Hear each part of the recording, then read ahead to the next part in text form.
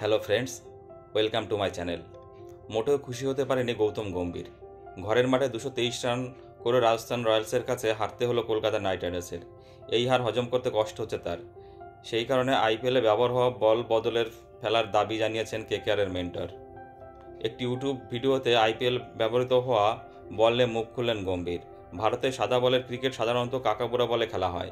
এই বল সুইং খুব বেশিক্ষণ হয় না, তাই বলাররা বেশি সুবিধা পান না। এ বিষয়ে গম্ভীর বলেন, যদি বল প্রস্তুতকারক সংস্থা এমন বল তৈরি করতে না পারে যা দিয়ে 50 ওভার খেলা হবে, তাহলে সেই সংস্থাকে বদলে ফেলাই উচিত। কেন শুধু কাকাবুড়া বলেই খেলা হবে? ডিউক বলও ব্যবহার করা যেতে পারে। তিনি আরও বলেন, এবার আইপিএলে 200 রানে জলভাত হয়ে গিয়েছে। 200-এর বেশি করেও কোনো দল হেরে যাচ্ছে। খেলাটা শুধু ব্যাটারদের হয়ে গিয়েছে, বোলারদেরও সুবিধা হওয়া উচিত। আমি বোর্ডকে অনুরোধ করব এ বিষয়ে ভেবে দেখতে। সাধারণত ইংল্যান্ডে ডিউক বলে খেলা হয়।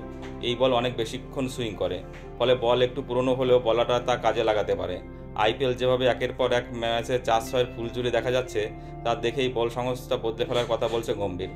তার মতে তাহলে অন্তত ব্যাট ও বলের লড়াইটা হতো। এই লড়াইয়ের কথা শোনা গিয়েছে ধারাভাষ্যকার হাসা ভোগলের মুখেও। তিনি বলেন, আমি গম্ভীরের কথার সঙ্গে একমত। যেখানে পিচ থেকে বলাররা কোনো সুবিধাই পাচ্ছে না, সেখানে ব্যাট ও বলের লড়াই তখনই হবে যখন বল বদল হবে।